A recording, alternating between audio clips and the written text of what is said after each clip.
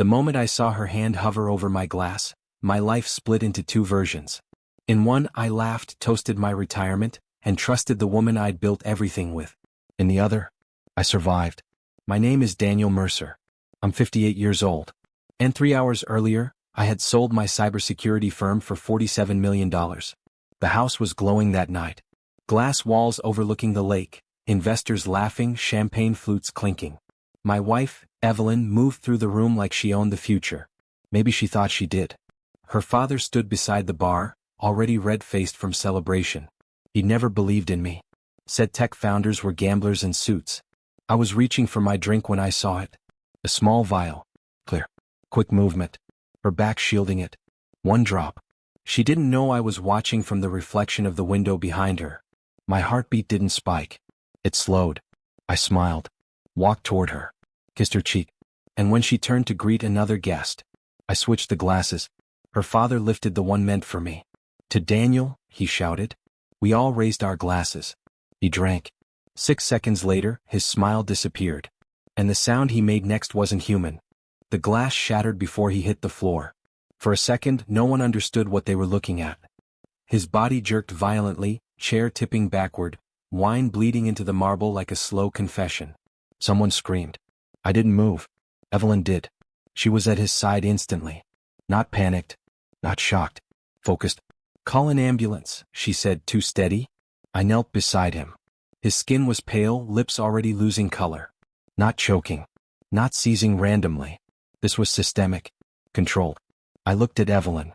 And for the first time in 25 years, I didn't recognize her face. She checked his pulse. Then looked at me. You switched the glasses. Not a question. A statement. Time slowed. She leaned closer, voice low enough only I could hear. That wasn't for you. The ambulance sirens pierced the distance. Guests backed away. Investors whispered. My $47 million celebration was turning into a crime scene. I stood slowly. Then who was it for? I asked. She held my gaze. For him. Paramedics rushed in. Oxygen mask. For urgency. As they wheeled her father out, his eyes locked onto mine. Not fear. Not anger. Recognition. Like he knew something I didn't. Evelyn didn't cry. She didn't tremble. She just watched him leave. Then she turned to me and said something that changed everything. You've just made a very expensive mistake. The guests were ushered out within minutes. My head of security locked the gates. Investors left in tight-lipped clusters. The lake outside was still. Inside, my living room smelled like spilled wine and panic. Evelyn stood near the fireplace, arms folded, watching me the way a chess player watches someone who just touched the wrong piece. You think I tried to poison you, she said calmly. You put something in my glass. And you switched it. Yes. She exhaled slowly like I disappointed her.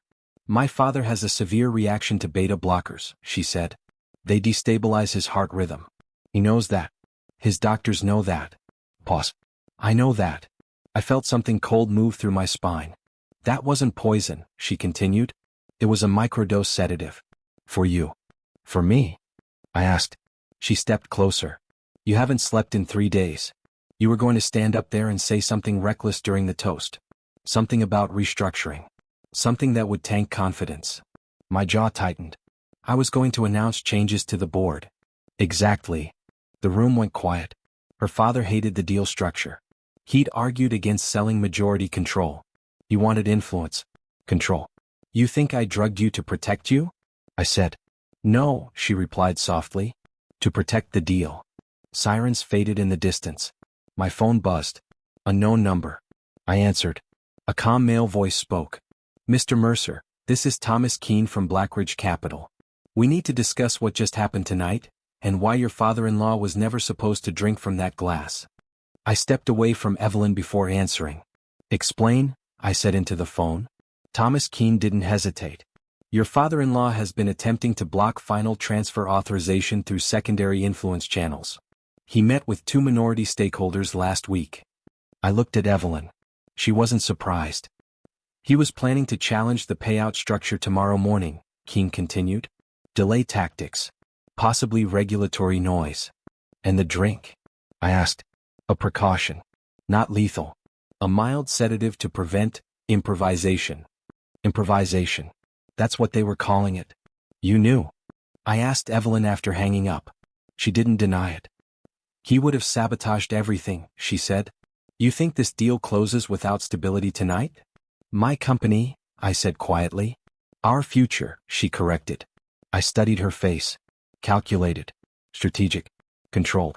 You drugged your own father. She tilted her head. He agreed. Silence. That was the first crack. He what? He's been unstable since the cardiology diagnosis. The deal stress made it worse. We needed him calm tonight. My mind replayed the collapse. The timing. The 6 seconds. Beta blockers, I said slowly. Her expression shifted just slightly. You didn't know about that interaction, did you? No, she hadn't. The sedative combined with his existing medication.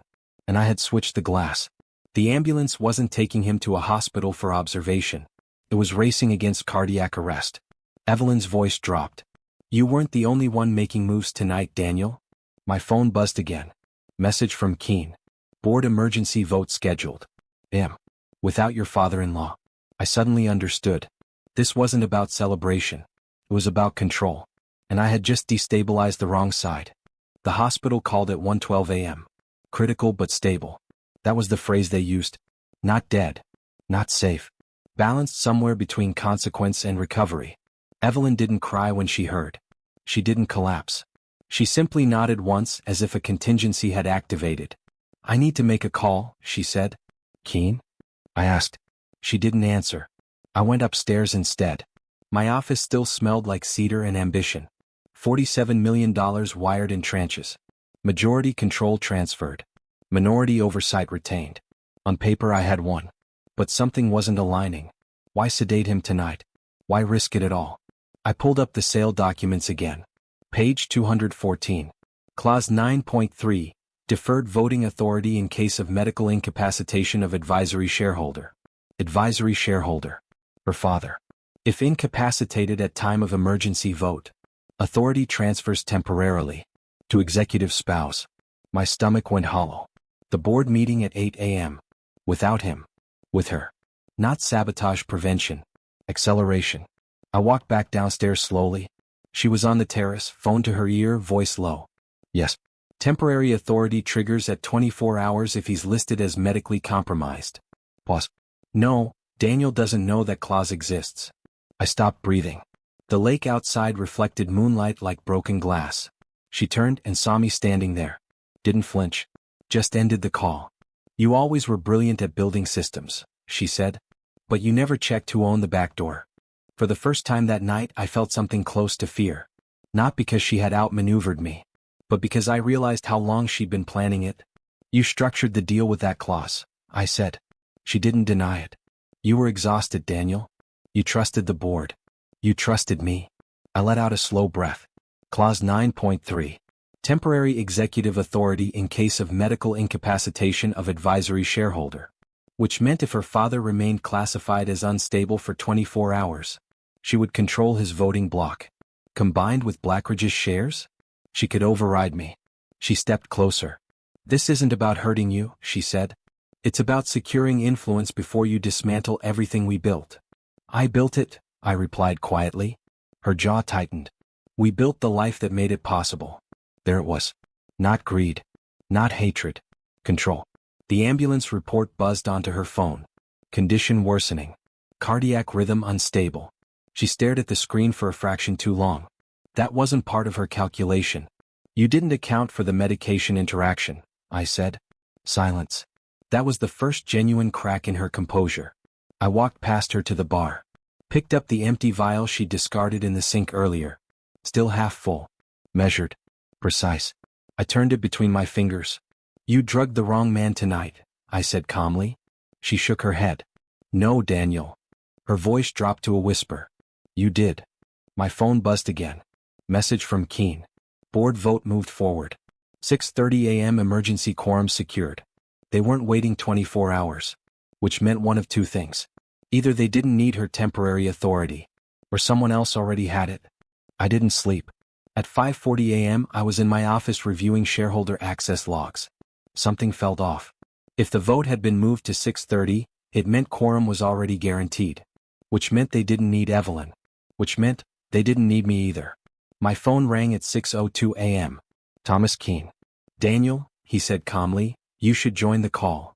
I thought Evelyn was the contingency, I replied. Pause. She was. Until 3:17 a.m. Cold slid through my chest. What changed at 3:17? Your father-in-law regained consciousness. Silence. He requested immediate legal counsel, Keene continued, and he revoked temporary authority before medical classification was finalized. I closed my eyes. He'd woken up. And he protected me. However, Keene added carefully, he also disclosed something. Of course he did. He informed the board that the sedation plan was mutual, but the clause wasn't his idea. My eyes drifted toward the terrace where Evelyn stood, staring at the lake. It was drafted during a private legal review 6 months ago, Keene said. By whom? Another pause. By you. The room tilted. That's impossible. You signed the addendum during due diligence. Memory flickered. A late-night signing session. Dozens of revisions. Trust in my legal team. Trust in my wife. Daniel, Keene said quietly, the clause was inserted through your attorney's office. My attorney. Not hers. Which meant one thing. This wasn't Evelyn's game. It was mine. Or someone had made it look that way. Keene's final words were almost sympathetic. The board wants clarity before they vote. I hung up slowly. Evelyn turned toward me. For the first time that night, she looked afraid. For a long moment we just stood there. Two people who had built an empire together, now trying to calculate which one of us had been holding the knife. You didn't draft that clause, Evelyn said quietly. No. And I didn't either. The fear in her voice wasn't performance. It was recognition. Which meant the only person left. My attorney.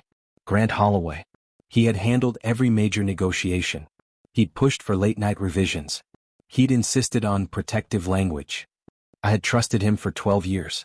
At 6:28 a.m. I joined the board call. Grant was already there. Composed. Daniel, he began smoothly, given the instability last night, the board believes interim leadership restructuring is necessary. Using clause 9.3? I asked. A slight pause. Yes. I leaned back in my chair. Grant, read the final line of the addendum. Silence on the call. Papers shifting. Then his voice changed. That clause activates only if the advisory shareholder is medically incapacitated and executive majority confidence drops below 60%. And has it? I asked. Another pause. No. Because overnight I had called 3 minority investors myself. While Evelyn thought I was upstairs spiraling. I sold the company, I said evenly, not my awareness. The board vote collapsed. Grant resigned within the week. My father-in-law survived. He confessed Grant had approached him months ago with protective restructuring. Evelyn and I didn't divorce. But we rewrote everything. Not contracts. Trust. $47 million bought me freedom. That night bought me clarity. And I learned something no exit strategy teaches you. The most dangerous betrayal isn't the one you see. It's the one you help design.